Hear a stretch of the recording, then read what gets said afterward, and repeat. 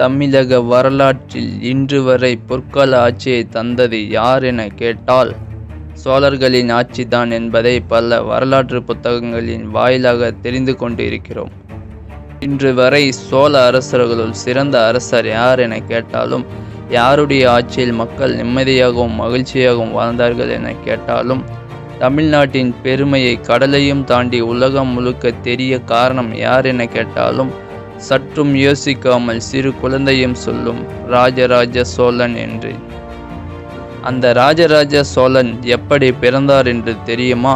1000 ஆண்டு கடந்தும் கூட அசையாமல் நிற்கும் தஞ்சை பெரிய கோவிலை கட்டியது எப்படி என்று தெரியுமா? இதையெல்லாம் தெரிஞ்சுக்கிறதுக்கு முன்னாடி நம்ம சேனலை சப்ஸ்கிரைப் பண்ணுங்க. அடுத்து வீடியோவை ஸ்கிப் பண்ணாமல் பாருங்க. வாங்க வீடியோக்குள்ள போகலாம்.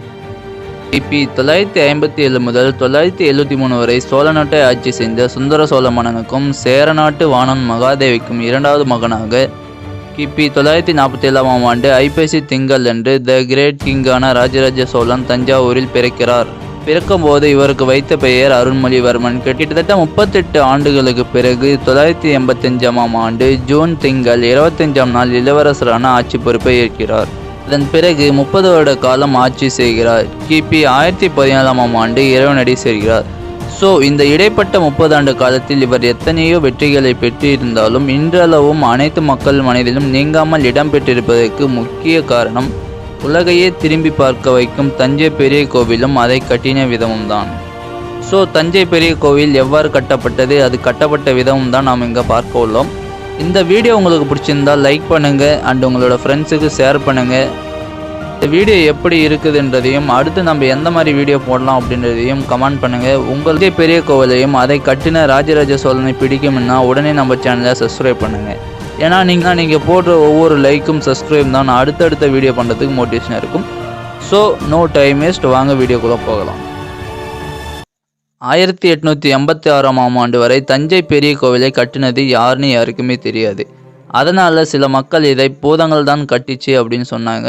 ஆனாலும் சில மக்கள் இதை வேற்று கிரகவாசிகளான ஏலியன்கள் தான் கட்டியிருக்கணும்னு சொன்னாங்க. இன்னும் சில பேர் இதை பூதமோ ஏலியனோ கட்டலை, முன்பு ஆட்சி செய்த கரிகால சோழனால் கட்டப்பட்டு இருக்கும் அப்படின்னு சொல்லி வந்தாங்க.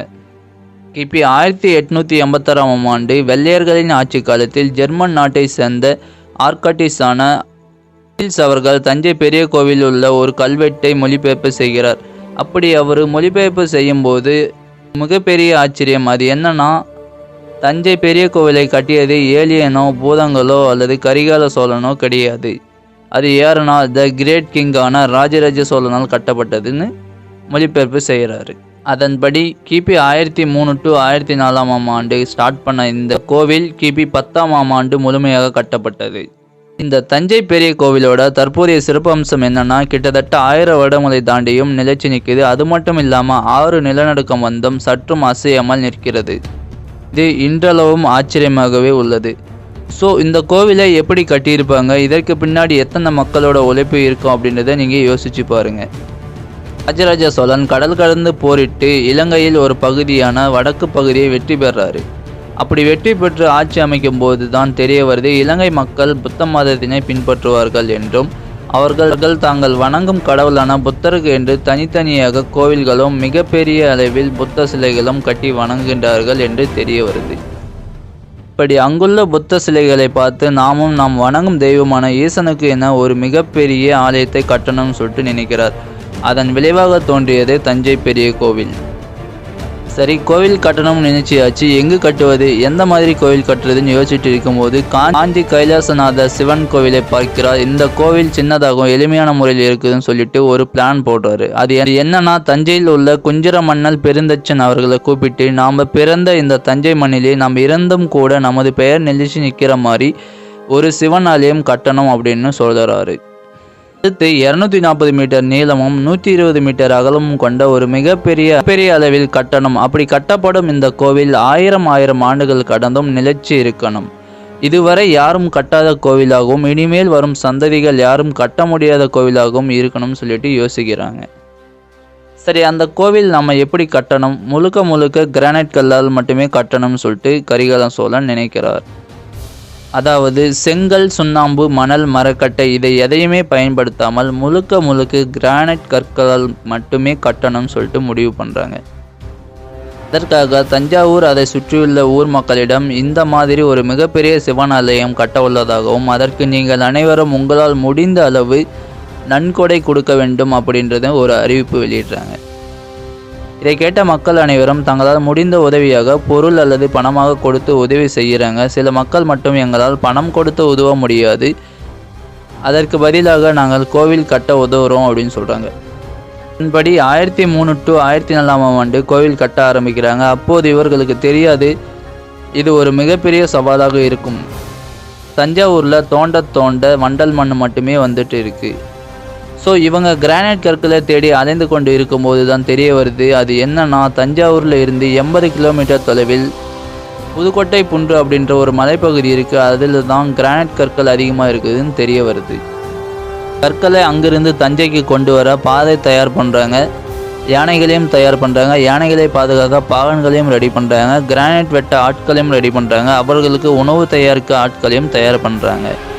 அடுத்து என்ன, பாறைகளை வெட்ட வேண்டியதுதான். இப்போ இருக்கிற மாதிரி நவீன கருவிகள் எல்லாம் அப்போ கிடையாது. ஸோ பாறைகளை வெட்ட ஒரு திட்டம் தீட்டுறாங்க. அது என்னன்னா, பாறைகள் அனைத்திலும் ஒரே நேர்கோட்டில் 1 அடி அளவு துளை போட்டு அதற்கிடையில் மரக்கட்டையை வைத்து அடிக்கின்றனர். என்னது, பாறைக்கு நடுவில் மரக்கட்டையை வச்சு பாறையை எப்படி வெட்ட முடியும் அப்படின்னு நீங்கள் கேட்குறது எனக்கு புரியுது. அவசரப்படாதீங்க. அது என்னன்னா, அந்த மரக்கட்டையின் மேல் தண்ணி ஊற்றுவாங்க. அப்படி தண்ணி ஊற்றும் போது அந்த மரக்கட்டை விரிந்து வளர ஆரம்பிக்கும் போது பாறை விரிசல் ஏற்படும். இப்படி தான் கிட்டத்தட்ட 1,30,000 டன் எடை கொண்ட கிரானைட் கற்களை பொளந்து இரவு பகல் பாராமல் யானையை வைத்து அந்த புதுக்கோட்டை புன்றிலிருந்து கிட்டத்தட்ட 80 கிலோமீட்டர் கடந்து தஞ்சையே வந்து அடைகிறாங்க. கற்கள் தஞ்சாவூர் வந்ததும் தஞ்சாவூரில் உள்ள அனைத்து சிற்பிகளையும் அழைத்து இதுவரை ராஜராஜ சோழன் வாழ்க்கையில் நடந்த அனைத்து கதையையும் அவருடைய முன்னோர்கள் அவருக்கு சொன்ன அனைத்து கதையும் சிற்பங்களாகவும் ஓவியமாகவும் உருவாக்க சொல்கிறாரு. அது எப்படின்னா, தஞ்சை பெரிய கோவிலில் இருக்கிற 15 அடுக்கிற்கும் ஒவ்வொரு அடுக்கிற்கும் ஒவ்வொரு வாழ்க்கை பாடத்தை அமைக்க ஆணையிட்டார். அதெல்லாம் சரி, இப்படி 15 அடுக்கையும் வைத்து தஞ்சை பெரிய கோவில் கட்டப்பட்டு அப்படி கட்டப்பட்ட கோவிலின் மேற்கூரில் கோபுரம் அமைக்க வேண்டுமல்லவா? மக்கள் அனைவரும் இப்போ கட்டின மாதிரியே சிறிய சிறிய கற்களை வைத்து கட்டிவிடலாம் என்று நினைத்து கொண்டு இருக்கும்போது ராஜராஜ சோழன் அதெல்லாம் கிடையாது, இதனோட கோபுரம் ஒரே கல்லால் செய்யப்பட்டதாக இருக்கணும், அதுவும் 80 டன் கொண்டதாக இருக்கணும் என்று ஆணையிடுகிறார். ஸோ அதன்படி 80 டன் கொண்ட ஒரு கல்லை வைத்து கோபுரம் அமைக்கின்றனர். இவ்வாறு தான் ராஜராஜ சோழனால் தஞ்சை பெரிய கோவில் கட்டப்பட்டது. அது எப்படி 80 டன் கல்லை மேலே கொண்டு போய் வைக்க முடியும் அப்படின்றது நீங்கள் கேட்கலாம். அதற்கான ஆன்சர் என்னிடம் கிடையாது. ஏன்னா இப்போ வரைக்கும் இது எப்படி கட்டியிருப்பாங்கன்னு பல விஞ்ஞானிகளால் கண்டுபிடிக்க முடியலை. இதை கட்டினர்